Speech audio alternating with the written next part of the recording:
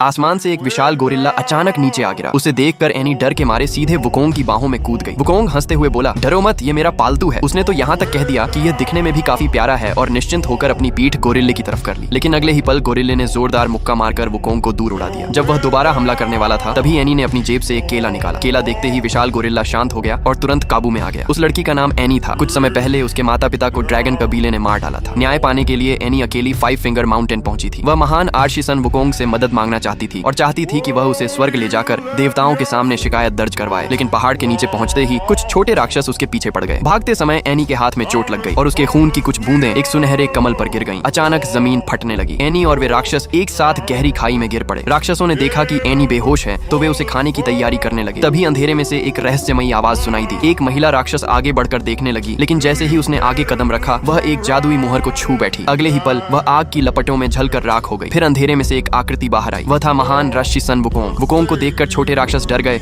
और तुरंत घुटनों के बल बैठकर दया की भीख मांगने लगे। लेकिन जल्द ही उन्हें पता चला कि वुकोंग जंजीरों में जकड़ा हुआ है और उनके लिए कोई खतरा नहीं है। अब उनका डर खत्म हो गया। वे उसका मजाक उड़ाने लगे, उसे चिढ़ाने लगे। उसी समय एनी को होश आ गया। 2 छोटे राक्षस उसे खाने के लिए उसकी ओर दौड़े। डर के कारण एनी पीछे हटते हुए जमीन पर गिर गई। संयोग से उसका घायल हाथ जमीन पर बनी जादुई मुहर को छू गया। तुरंत एक सुनहरी रोशनी वुकोंग की ओर दौड़ी। एक जोरदार धमाके के साथ उसकी सारी जंजीरें टूट गईं। आजाद होते ही वुकोंग ने टूटी हुई जंजीरों को हथियार की तरह घुमाया और दोनों राक्षसों को दूर फेंक दिया। उसी समय पूरी गुफा हिलने लगी और ढहने लगी। वुकोंग ने तुरंत एनी को पकड़ा और गुफा से बाहर निकल गया। बाहर आने के बाद वुकोंग एनी से अलग होना चाहता था, लेकिन एनी ने उसका पीछा नहीं छोड़ा। वह बार बार उससे विनती करने लगी कि वह उसे स्वर्ग लेकर जाए ताकि वह अपने माता पिता के लिए न्याय मांग सके। मगर वुकोंग की शक्तियां अभी भी सील थीं और उसके पास स्वर्ग पहुंचने का कोई तरीका नहीं था।